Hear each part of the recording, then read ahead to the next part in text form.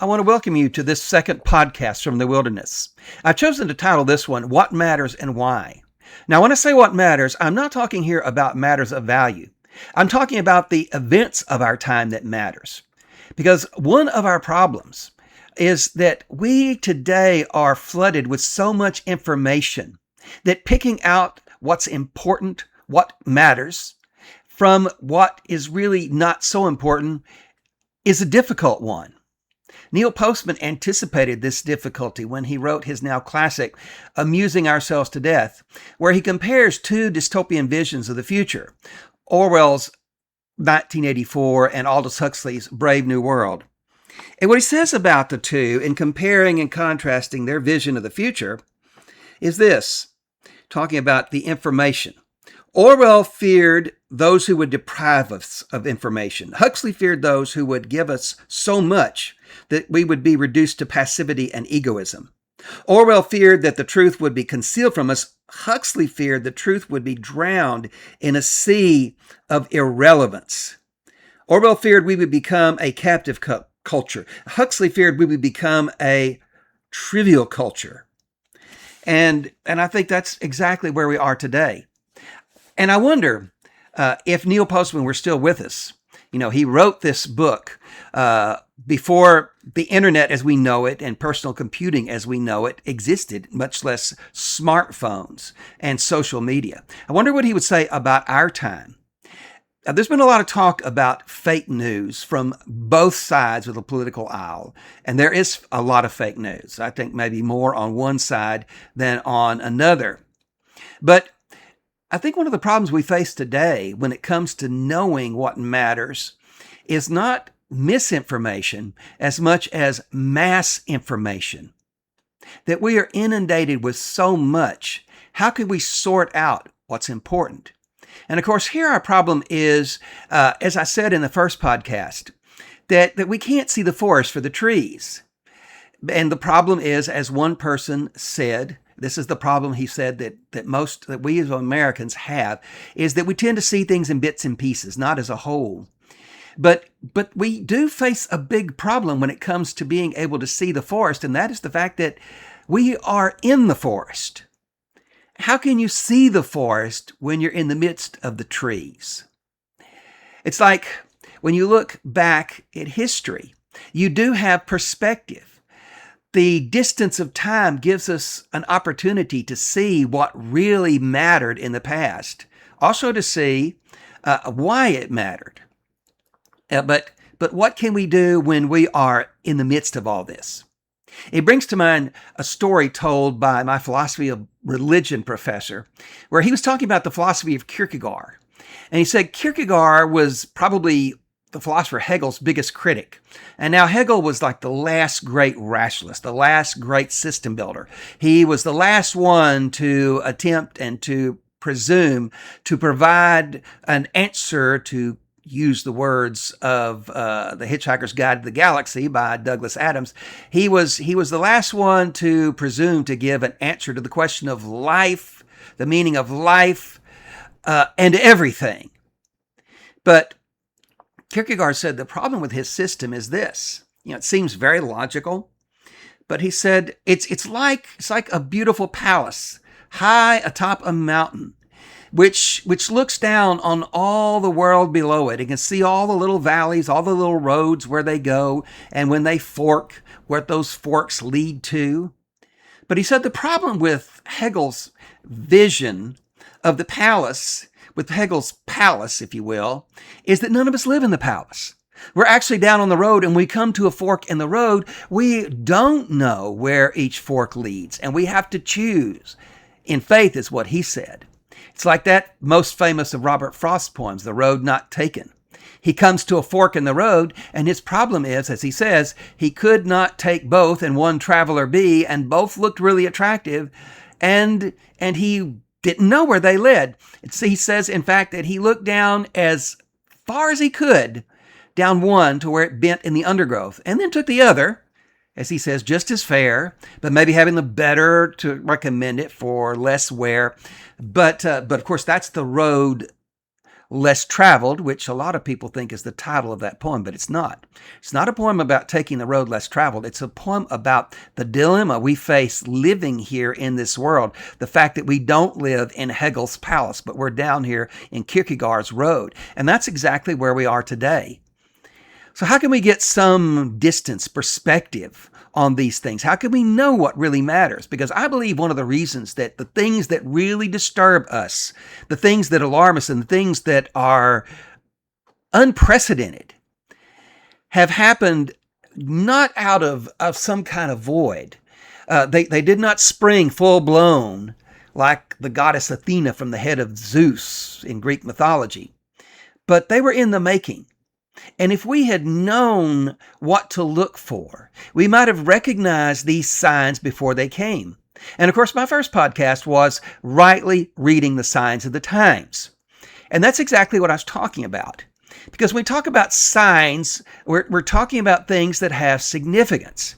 It's like when those Pharisees and Sadducees came to Jesus and asked him for a sign from heaven, they were asking him for some miracle that would validate or prove the truth of his message and ministry as coming from God.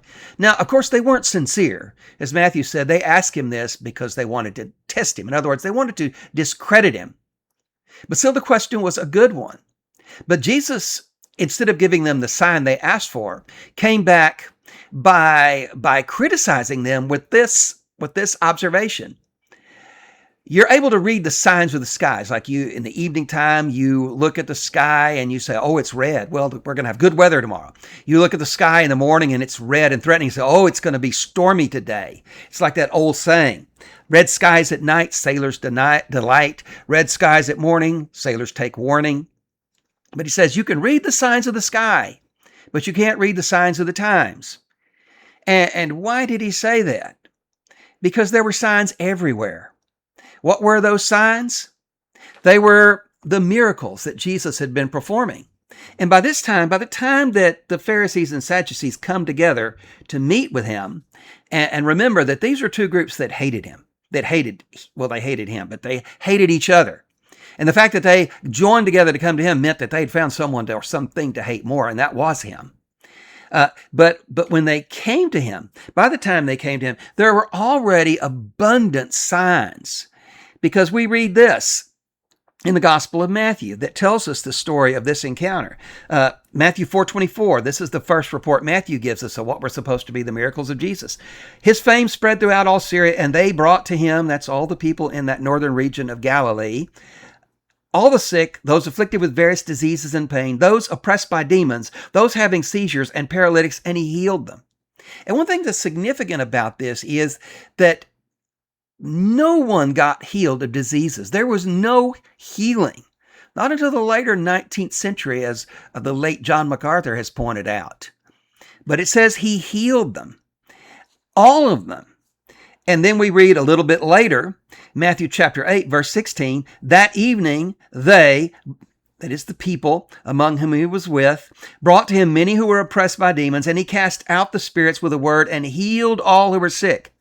Then Matthew 12, verses 14 through 15 says this, the Pharisees went out and conspired against him, how to destroy him. You know, it's really interesting. They were conspiring to destroy him because he had healed a man on the Sabbath day. And Jesus, aware of this, withdrew from there, and many followed him, and he healed them all.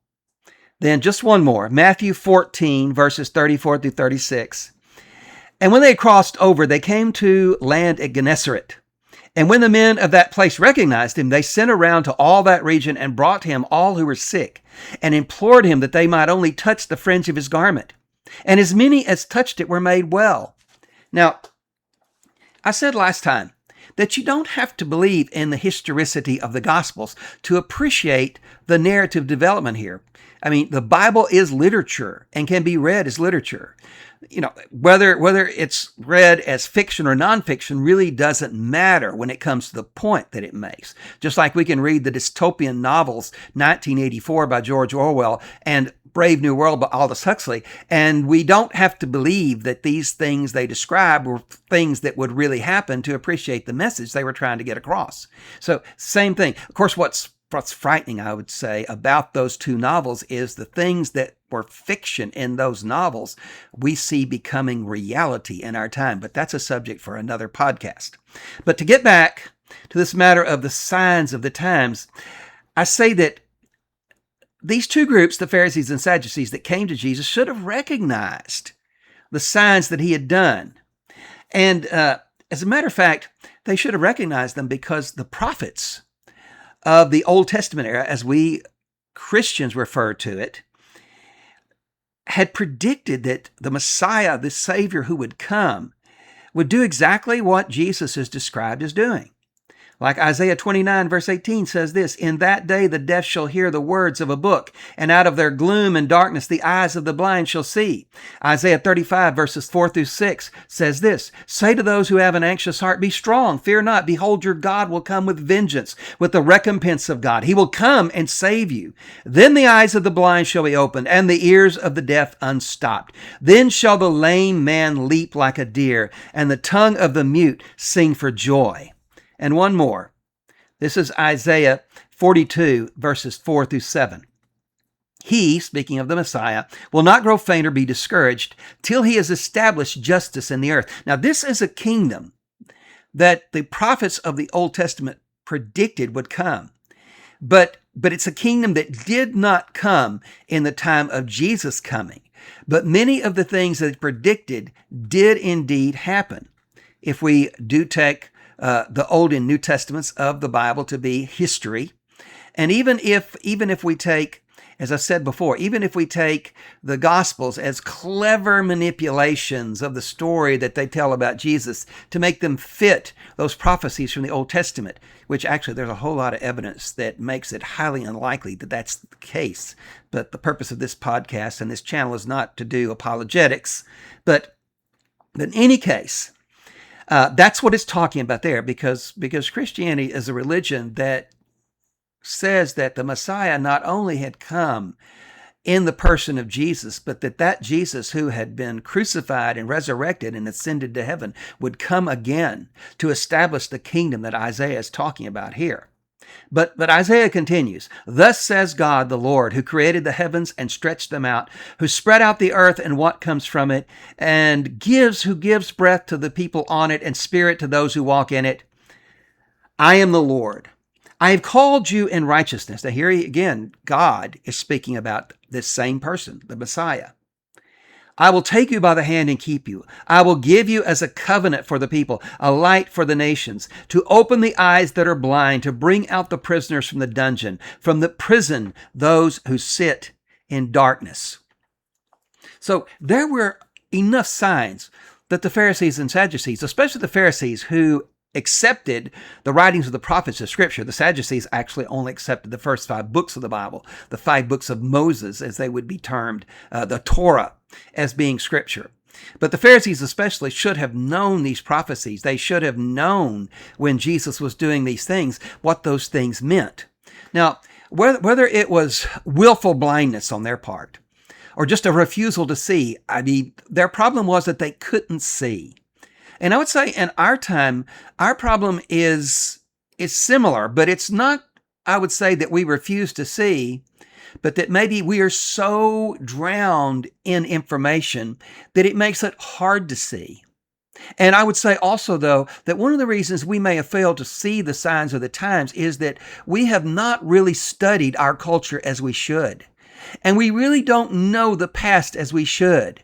Now, the question is, and maybe this is the question that's on your mind, I hope it's the question you're asking and you're saying, Dunnigan, get on with it and deal with what matters, because, that is a question, right? What does matter? How can we know what matters? Well, it's hard to know, like I said, when to see the forest when we're in the forest. But once we get out of the forest, we can look back and we can see the forest and we can then see the whole. And the same thing is true when it comes to the events of the past. We can look back to the events of the past to understand our present. And I'm talking here about history. Now, you could say that, what we're living right now, the events of our time, this is history, or at least history in the making. But it's one thing to say this is history, but it's another thing to recognize the things in that history in the make that are historic. Like the philosopher R.G. Collingwood says this in his book, The Idea of History. He says that history is not really just a chronicle of events, things that have happened. It's an understanding of the significance of those things and why they happened. It's like something I remember from my days as an undergraduate at Baylor. I was in a course on 18th century literature. It was a senior level course. I was a junior then. And I remember a girl who, when she found out that my cousin was Wallace Daniel, and I say cousin, he's cousin by marriage, who was a professor of history then. Later he would go into administration, but he was a professor of history then. And when she found this out, she bitterly complained to me how that she had taken she was a senior, she'd taken all these courses, difficult, challenging courses in literature, junior and senior level courses. But she said she had waited till the end to take this required survey of Western civilization, a freshman level course that should have been like an easy A. But she said it was harder than any English course, upper level English course she had taken. There was so much that he required that they read. And I remember after hearing this, going to the bookstore, the university bookstore, and looking for the text that were connected with Dr. Daniels, as he was called, name. Because, those of you who've been to university, you know that in university bookstores, you'll find when you're looking for the required textbooks for your professor whose classes you've signed up for, you'll find books, the required books, they're listed by the professor's name and also by the course title. And so I went into the Baylor bookstore. That's where I did my undergraduate work. And I looked for what Dr. Daniel required in his Survey of Western Civilization course. And what I saw there was probably about 6 or 7, maybe even 8 texts. And they weren't all text of history. They were works of literature. They were works of philosophy. They were works of sociology. And I remember asking Wallace about this. And he told me at the time, he said, well, the reason he assigned all that was because he thought that the thinkers and the writers and the artists of a given time were much more important for understanding the history of a people or a period than knowing the wars. And what he's talking about is exactly the same thing that R.G. Collingwood was talking about. But again, I come back to the question, how can we know what matters in our time? Well, I said one of the ways we can know what matters is by knowing what mattered in the past. Because we know the things that happened in the past, and especially when we know the whys and the wherefores of those things, we can recognize it when we see similar things happening in our time. And we have some idea when we see similar things happening in our time of where those things are heading, because we can look back to the past and we can see what happened in the past. Now, one of our problems today is that we have allowed ourselves and our nation, our world, to get into such a state, I think because we have not been a thinking and aware people. And I think it's urgent that we do think. And when it comes to understanding the past, we of course have to know the past. When we know the past, we can see those patterns. If we knew, for example, the history of Rome, of the fall of Rome, we might have seen where things were heading before the barbarians were at the gate, as they were at the time of the fall of Rome. But it's not just enough to know the matters that matter in our time. We need to know why they matter. Really, these two questions are interrelated. And to know the second question, to answer the second question, we have to know more than just the events. And we have to be able to do more than just sort through those events and determine what's important. But like I said, we have to know the whys and the wherefores. And where does that come from?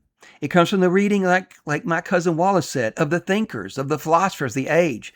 There are things that are happening now that we might have been more alert to had we been more conversant in the philosophical works that actually underpinned the founding of our nation, like John Locke's treatises of government. We might have known a thing or two that would have allowed us, when we saw civil liberties being taken away during the COVID outbreak, we might have recognized what was happening then. And we might also have recognized that there were forces in our culture for whom documents like the Declaration of Independence and the Constitution were very inconvenient documents. Al Gore had this movie about global warming called An Inconvenient Truth. Well, I would say that we could write a book and could make a movie today about an inconvenient document. And I'm thinking more specifically here about the Constitution itself. But I think the time that we're living in, these things are urgent. And we must become aware. Of course, one of the problems with becoming aware is again, the fact that we're flooded with so much information.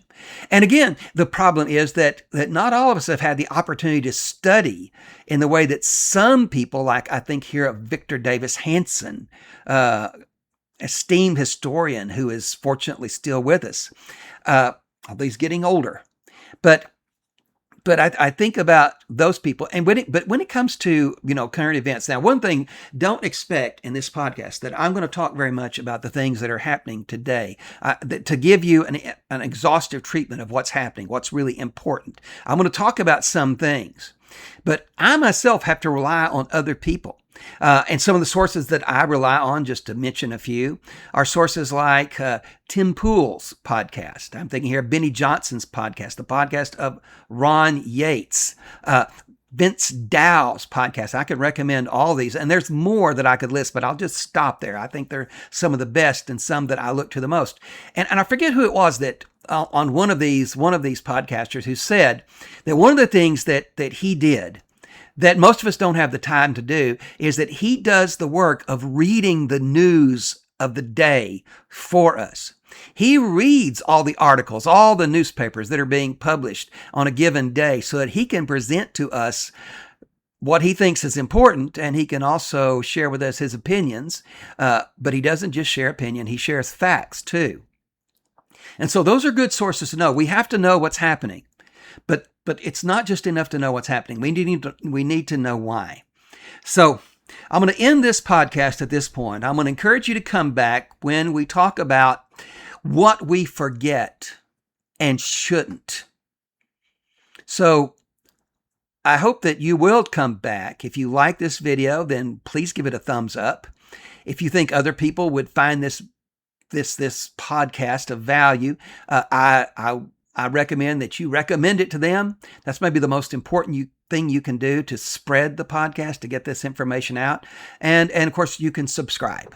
Of course, I don't ask like some podcasters do for a subscription right up front, because I think you need to see what you're getting. The proof is in the pudding. And so if you found some proof here of value, then do give us a like, give us a thumbs up, and subscribe. And I hope to see you when we do our next podcast here again. And until then, I bid you peace.